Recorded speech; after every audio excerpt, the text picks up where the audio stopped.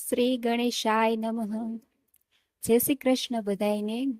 આજે આપણે સત્યનારાયણ ભગવાનની કથા કહેવાની છે. તો કથા કહેતા પહેલા તે કથા કેમ કહેવામાં આવે છે, તેનું પૂજા મહત્વ મંત્ર શું છે, તે બધું આપણે પહેલા જાણી લઈએ. સ્કંદ પુરાણના રેવા ખંડમાં ભગવાન શ્રી સત્યનારાયણની કથાનો ઉલ્લેખ કરવામાં આવ્યો છે. આ કથા દરેક પ્રકારની મનોકામના પૂર્ણ કરે છે. આ કથા સમાજના તમામ વર્ગોને સત્ય વર્તનનો ઉપદેશ આપે છે. ભગવાન શ્રી સત્યનારાયણની વ્રત કથાનું હિન્દુ ધર્મમાં અનેક ગણું મહત્વ છે. ખાસ કરીને પૂનમના દિવસે કથા કરવાનું વિશેષ મહત્વ છે. સમાજમાં કોઈ પણ વર્ગના વ્યક્તિ સત્યને ભગવાન માનીને ભક્તિભાવથી આ વ્રત અને કથાનું શ્રવણ કરે તો તેનું મનવાંછિત ફળ અવશ્ય મળે છે. આ સાથે સત્યનારાયણ કથાનું શ્રવણ પણ સૌભાગ્યની વાત માનવામાં આવે છે. સામાન્ય રીતે એવું જોવામાં મળે છે કે સત્યનારાયણ વ્રતની કથા કોઈ પણ શુભ કાર્ય કરતા પહેલા અથવા ઈચ્છાઓ પૂર્ણ થાય ત્યારે સાંભળવામાં આવે છે. શ્રી સત્યનારાયણના વ્રતની દંતકથા અનુસાર એક સમયે ભગવાન શ્રી હરિ વિષ્ણુ ક્ષીરસાગરમાં વિશ્રામ કરી રહ્યા હતા. તે જ સમયે નારદજી ત્યાં આવ્યા.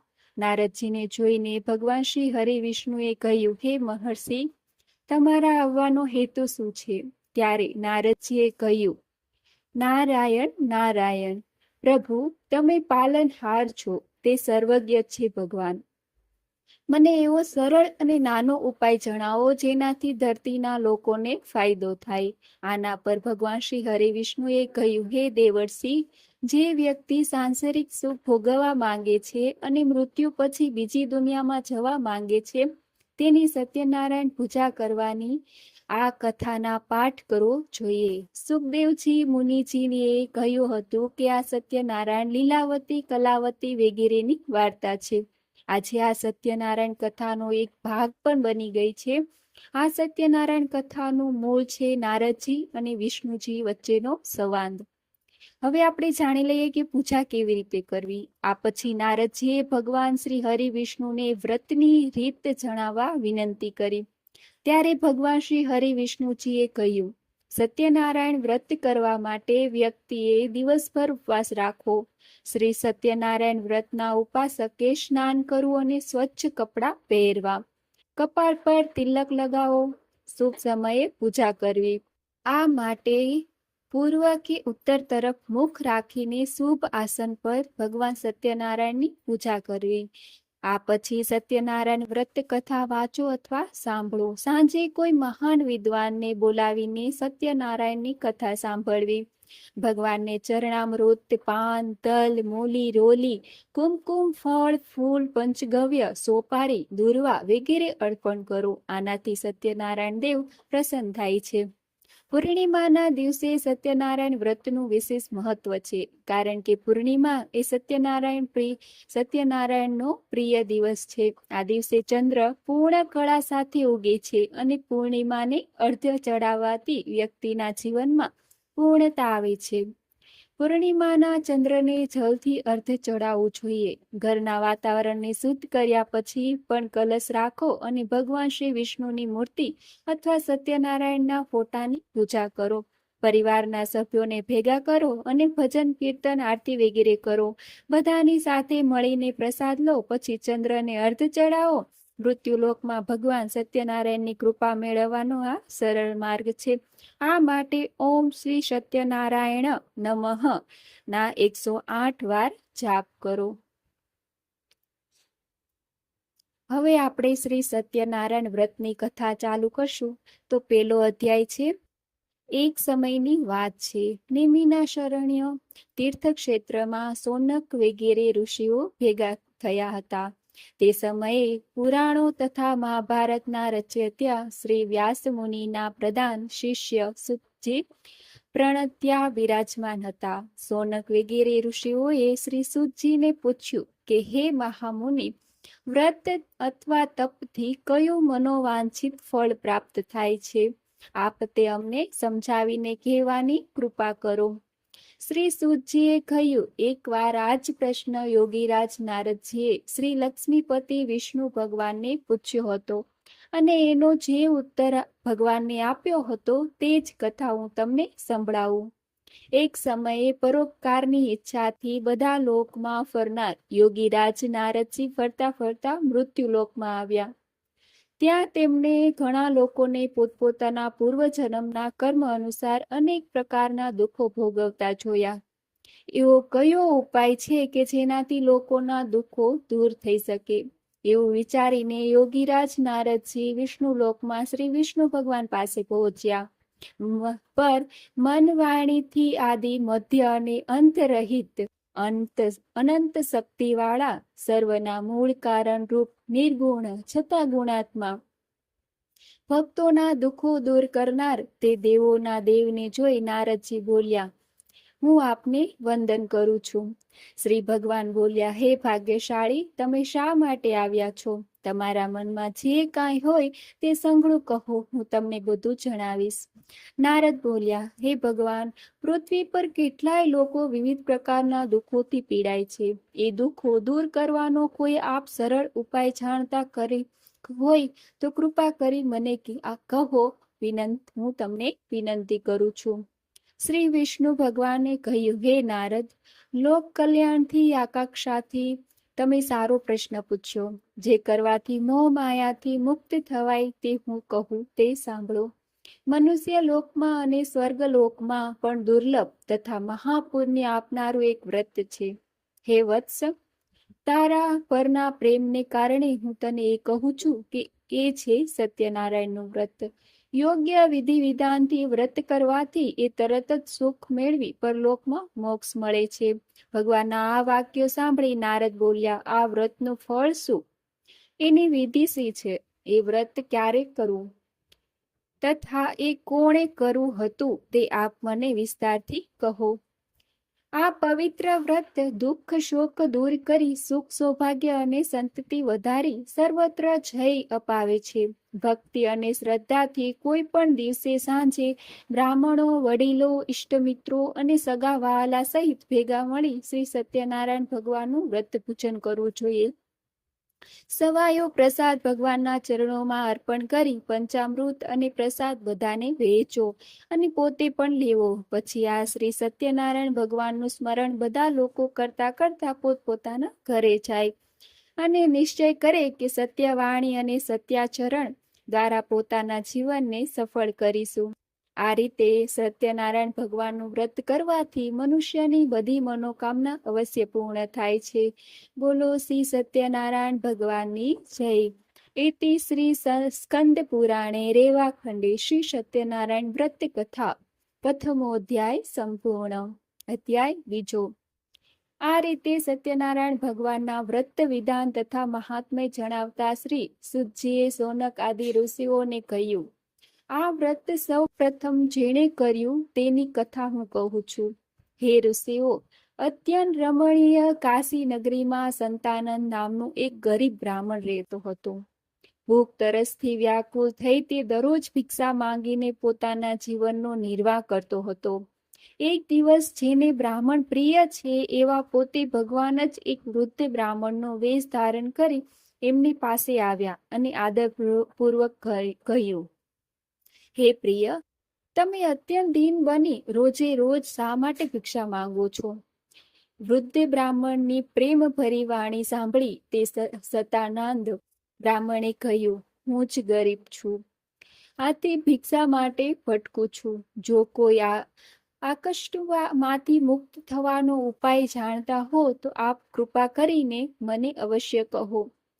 વૃદ્ધ બ્રાહ્મણે વેશ ધારી ભગવાન બોલ્યા, હે બ્રાહ્મણ, ઈચ્છિત ફળ આપનાર અને બધી જ મનોકામના પૂર્ણ કરનાર શ્રી સત્યનારાયણ ભગવાન છે. તમે એનું પૂજન અને સર્વશ્રેષ્ઠ વ્રત જ કરો. આ વ્રત કરવાથી મનુષ્ય આવા ગમના બંધનમાંથી મુક્ત થાય છે અને પૃથ્વી પર સ્વર્ગનું સુખ મેળવે છે.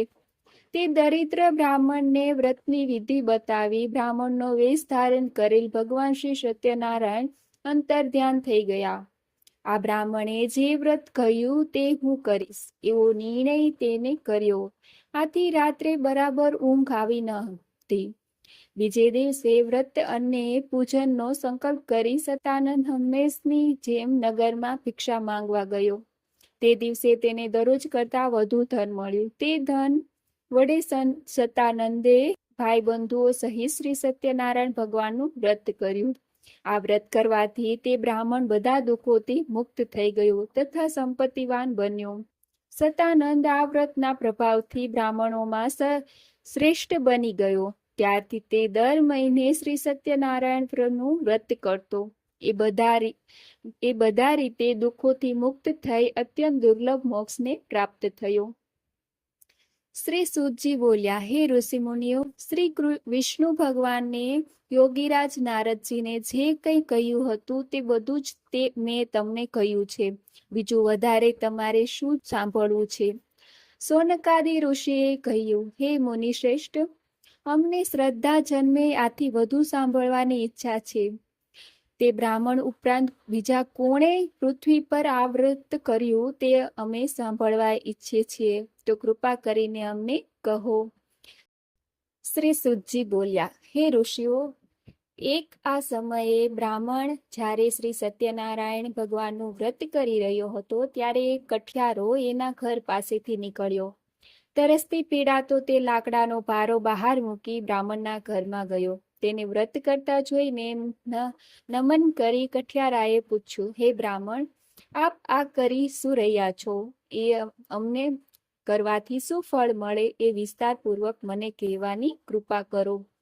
કઠિયારાની વાણી સાંભળી બ્રાહ્મણે કહ્યું, બધા ઈચ્છિત ફળ આપનારા શ્રી સત્યનારાયણ ભગવાનનું વ્રત છે. એની જ કૃપાથી મને ધન ધાન્યાદિ સર્વ પ્રાપ્ત થયું છે. તેની પાસેથી આ વ્રતનું મહાત્મય જાણી કઠિયારો ઘણો ખુશી થયો જ તથા અને પ્રસાદ લઈ પાણી પી લાકડાનો ભારો માથે મૂકી હું પણ આ વ્રત કરીશ એમ વિચારી નગરમાં એના સદભાગે જ્યાં ધનિક લોકો રહેતા હતા ત્યાં પહોંચી ગયો.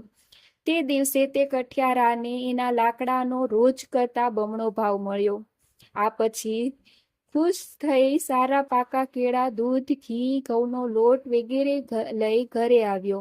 આ પછી પોતાના સગા વહાલાને બોલાવી વિધિપૂર્વક શ્રી સત્યનારાયણ ભગવાનનું વ્રત કર્યું. આ વ્રતના પ્રભાવથી ધન અને સંતાન વગેરેથી સંપન્ન થઈ આ લોકમાં સમસ્ત સુખો ભોગવી અંતમાં મોક્ષ પદને પ્રાપ્ત થયું. બોલો શ્રી સત્યનારાયણ ભગવાનની જય. અધ્યાય 3. શ્રી સૂતજી બોલ્યા, હે મુનિશ્રેષ્ઠ, હવે એની આગળની કથા ધ્યાનપૂર્વક સાંભળો. ઘણા સમય પહેલાની વાત છે. ઉલ્કામુખ નામનો એક ઘણો મોટો ઇન્દ્રજીત અને બુદ્ધિમાન રાજા હતો. તે નિયમિત દેવ મંદિરમાં ભગવાનનું દર્શન કરી બ્રાહ્મણો અને ભિક્ષુઓને દાન આપતો. આ રાજાની પ્રમુખતા નામની રાણી પતિવ્રતા અને કમળ સમાન સુંદર મુખવાળી હતી. ઉલ્કામુખ રાજાએ પત્ની સહિત ભદ્રા નદીના કાંઠે શ્રી સત્યનારાયણ ભગવાનનું વ્રત પ્રારંભ કર્યું. તે જ સમયે એક શેઠ વેપાર માટે ઘણું ધન ત્યાં પહોંચ્યો લઈને આવ્યો. પોતાના વાહનને માલ સહિત કિનારા પર રાખી રાજા નજીક આવ્યો અને વિનયપૂર્વક પૂછ્યું, હે રાજા, ભક્તિપૂર્ણ મનથી શું કરી આપ રહ્યા છો? એકવારથી શું ફળ મળે? આપ એ બધું મને વિગતવાર કહેવાની કૃપા કરો. રાજાએ કહ્યું, હે શેઠ, અમે પુત્રાદિની ઈચ્છાથી અમારા સ્વજનો સાથે અતુલ તેજસ્વી શ્રી સત્યનારાયણ ભગવાનનું વ્રત પૂજન કરીએ છીએ.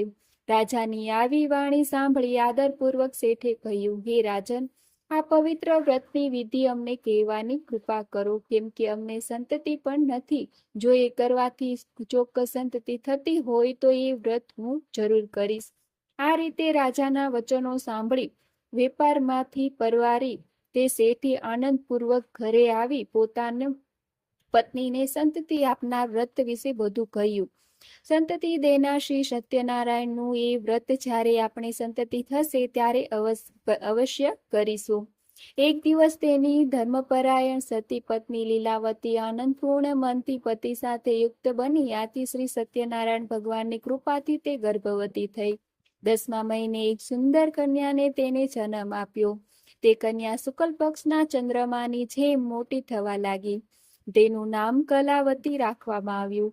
આ એક પછી દિવસ લીલાવતીએ મધુર વચને પોતાના પતિને કહ્યું, આપે શ્રી સત્યનારાયણ ભગવાનનું વ્રત કરવાનો સંકલ્પ કરેલો તે કેમ પૂરો કરતા નથી? શેઠે કહ્યું, અત્યારે વેપારમાં તેજીને લીધે અવકાશ નથી. પુત્રીના લગ્ન સમયે કરીશું. પોતાની આ રીતે પત્નીને દિલાસો આપી વેપાર અર્થે બીજા નગરમાં ચાલ્યો ગયો. સમય વીતવા સાથે કલાવતી મોટી થવા લાગી. એકવાર કલાવતીને શેઠે સખીઓ સાથે રમતી જોઈ અને તે વિવાહને યોગ્ય થયેલી લાગી. આથી શેઠે પોતાના ભાઈ ભાડુઓને સલાહ લઈ વાળંદને આજ્ઞા આપી કે જલ્દી કલાવતીને યોગ્ય મુહૂર્તો શોધી લાવે. શેઠની આજ્ઞાથી વાળંદ કન્યાના વિવાહ માટે શ્રેષ્ઠ વર મેળવવાના વિચારથી કાંચન નગરીમાંથી પહોંચ્યો. એક સુંદર શરીરવાળા અને ગુણવાન વૈશ્ય પુત્રને વિવાહની વાત પાકી કરી જોઈ આવ્યો. શેઠે સંતુષ્ટ મનથી જ્ઞાતિજનો સાથે રાખી તે સહકાર પુત્રને પોતાની કન્યા વિધિપૂર્વક અર્પણ કરી. દુર્ભાગ્યે શેઠ પણ આ સમયે શ્રી સત્યનારાયણ ભગવાનનું વ્રત કરવાનું ભૂલી ગયો. આથી શ્રી સત્યનારાયણ ભગવાન નારાજ થયા. કન્યાના વિવાહ નિયત સમય બાદ મુજબ વેપારમાં પરમ ચતુર તે શેઠ પોતાના જમાઈને લઈ રાજા ચંદ્રકેતુ રત્નસારપુર નામના સમુદ્ર નજીકના સુંદર નગરમાં વેપાર કરવા પહોંચી ગયો. તે સમયે શેઠને પ્રતિજ્ઞા ભ્રષ્ટ થયેલો જોઈ સત્યનારાયણ ભગવાને શાપ આપ્યો કે તને મહાન દારૂણ અને કઠિન દુઃખ પ્રાપ્ત થાઓ. એક ચોર રાજાના ખજાનામાંથી ધન ચોરી લઈ આ વેપારીઓ જ્યાં હતા ત્યાં આવ્યો. રાજાના સિપાહીઓએ પીછો પકડ્યો જોઈ ભયને લીધે તેને ધન ત્યાં નાખી દીધું અને ભાગી ગયો. જ્યાં સજ્જન વણિકો હતા ત્યાં રાજાના સિપાહીઓ આવ્યા અને રાજાનું ધન એ ત્યાં જોયું. આથી બંનેને દોરડાથી બાંધી રાજા પાસે લઈ આવ્યા અને કહ્યું, હે પ્રભુ, આપનું ધન ચોરના બંને ચોર આપની આ સમક્ષ હાજર છે. સત્યદેવ ભગવાનની માયાથી ચંદ્રકેતુ રાજાએ એમનું કહેવાનું કશું ન સાંભળ્યું અને બંનેને મજબૂત રીતે બાંધી કારાગારમાં પુરાવી દીધા. તેમનું જે હતું તે ધન પણ લઈ લીધું.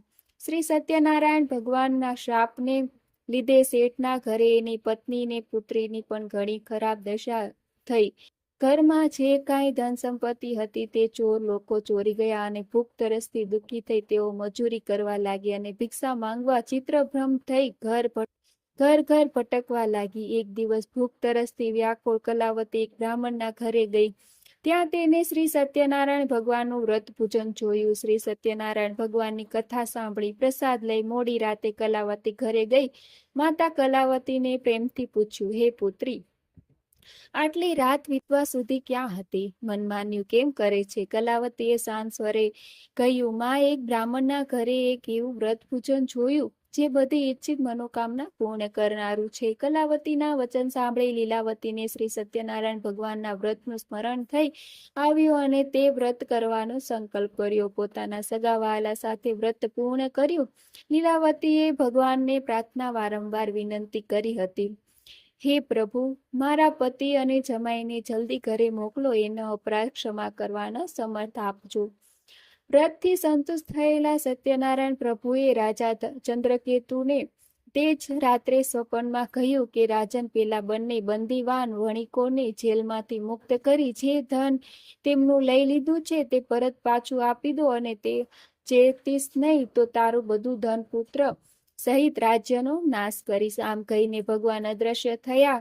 ત્યાં જ સવાર રાજા ચંદ્રકેતુએ મંત્રીને આદેશ આવ્યો કે જેલમાં પૂરેલા પેલા બંને વણિકો મહારાજજનો પોતાની સમક્ષ લાવવામાં આવે. રાજાના આ વચનો સાંભળી બંને મહાજનો સેવકોએ મુક્ત કરી રાજા સમક્ષ હાજર કર્યો અને વિનયપૂર્વક કહ્યું, બંને વણિક પુત્રોને મુક્ત કરી લાવવામાં આવ્યા છે. બંનેએ રાજા ચંદ્રકેતુને નમસ્કાર કર્યા અને પોતાની સાથે બનેલા આગલા બનાવને યાદ કરી બંને જણા ભયવિહ્વળ બની મૌન રહ્યા. ત્યારે રાજાએ કહ્યું, તમને આ દારૂધૂપ દેવના પ્રકોપને લઈને ભોગવવું પડ્યું. હવે તમારે કોઈ પણ ભય રાખવાનું કારણ નથી. હજામત તથા સ્નાનાદિ કરાવી વસ્ત્રાલંકાર આપી તેમની પાસેથી લઈ લીધેલા ધનથી બેવડું ધન આપી રાજાએ તેમને સંતોષ્યા અને કહ્યું, હવે ખુશીથી તમારા ઘરે જાઓ.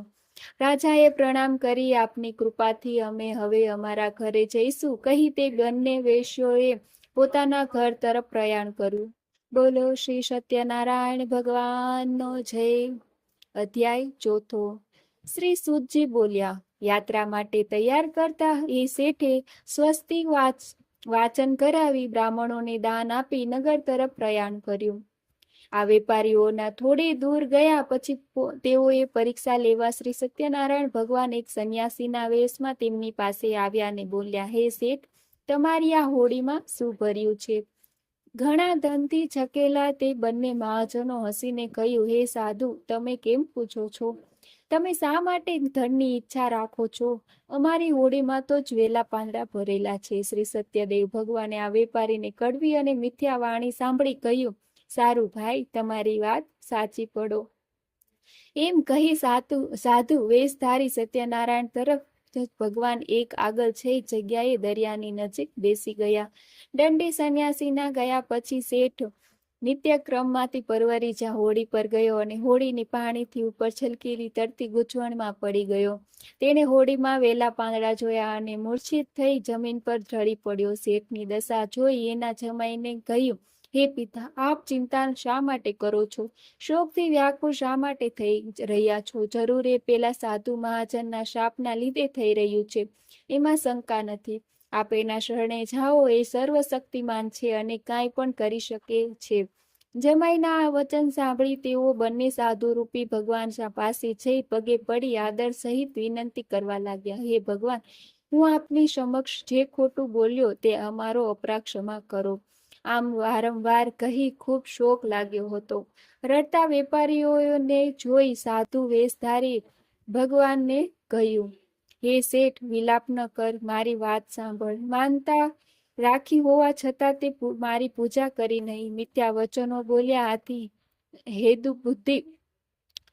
હે દુર્બુદ્ધિ, તને વારંવાર દુઃખ સહન કરવું પડે છે. શ્રી સત્યદેવની વાત સાંભળી શેઠના તેમના ચરણોમાં પડી પ્રાર્થના કરવા લાગ્યો, હે પ્રભુ, સર્વ બ્રહ્માદિ દેવતા પણ આમની માયાથી મોહિત છે અને આપના આશ્ચર્યજનક ગુણ અને રૂપને જાણતો નથી. તમારી માયાથી મોહિત હું સી રીતે જાણી શકું? વહાણમાં પહેલા મારું જે ધન હતું તે મને પાછું આપો, હું મારા વૈભવ અનુસાર આપનું પૂજન કરીશ. શેઠના ભક્તિ વચનો સાંભળી સ્વામી સત્યદેવ ભગવાન પ્રસન્ન થયા.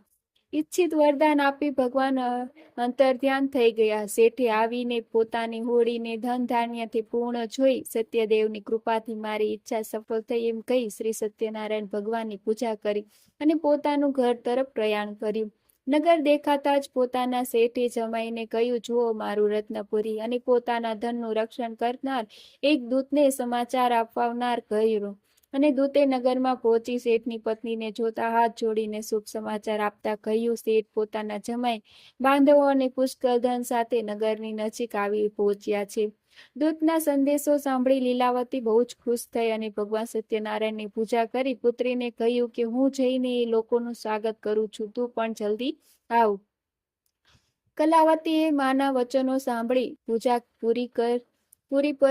પૂરી કરી પરંતુ પ્રસાદ લીધા વગર પોતાના પતિને મળવા તે દોડી ગઈ. પ્રસાદ લેવાની ભગવાન સત્યદેવ નારાજ થયા અને કલાવતીના પતિને એની હોડી સહિત અદ્રશ્ય કરી દીધો. કલાવતી પતિને ન